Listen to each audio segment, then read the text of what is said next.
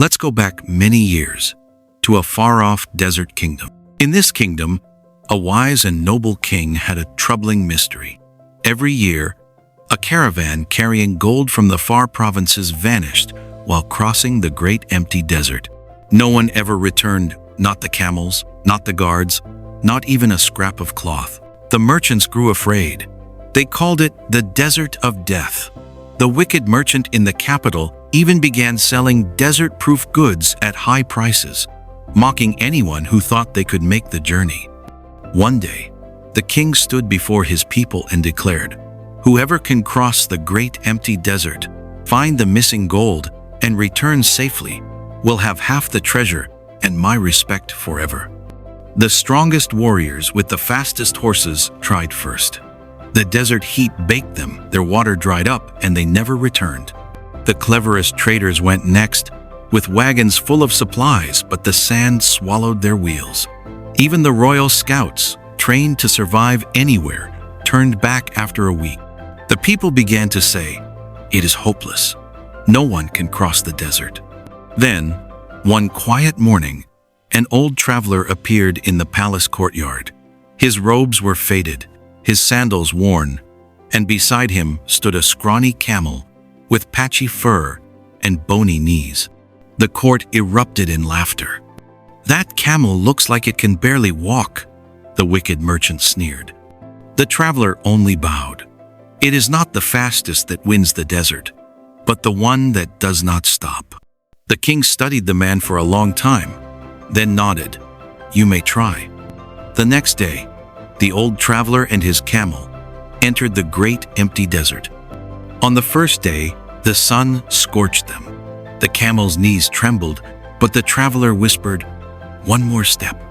On the third day, a sandstorm roared so fiercely they could not see their own shadows. The camel wanted to kneel, but the traveler tugged the reins. "We walk by faith now, not sight." On the fifth day, a mirage shimmered in the distance, a lake that did not exist. The traveler ignored it and saved their water.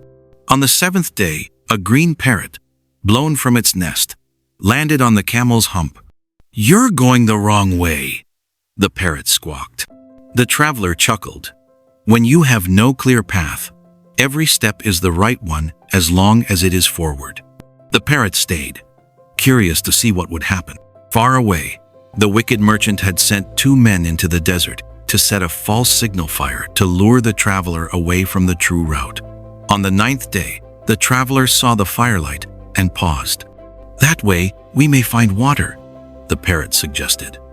But the traveler knelt, took a handful of sand, and let it fall through his fingers. "The wind comes from the wrong side. That fire is not from where the gold lies."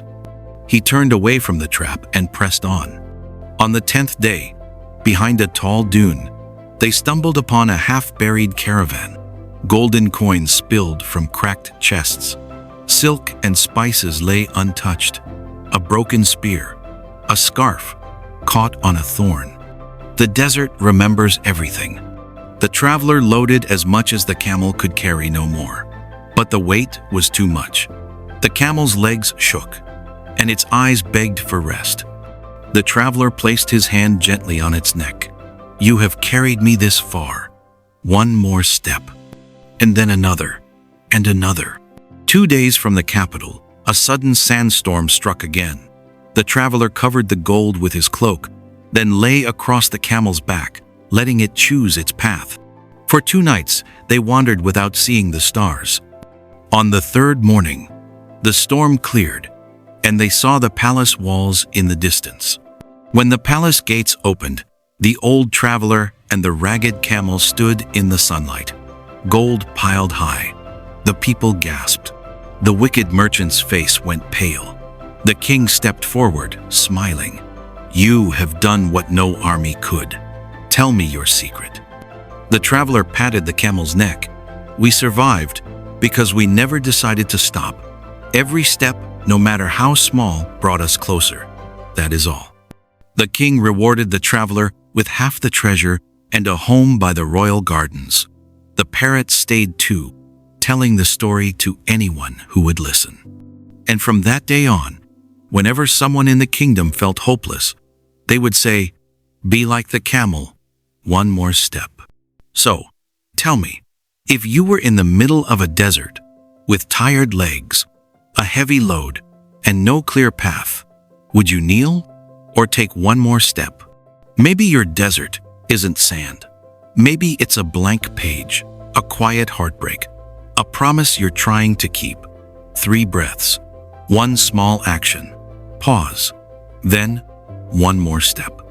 Share your answer in the comments, and if this story inspired you, like, subscribe, and keep walking forward with us. Because sometimes, victory is only 1 more step away.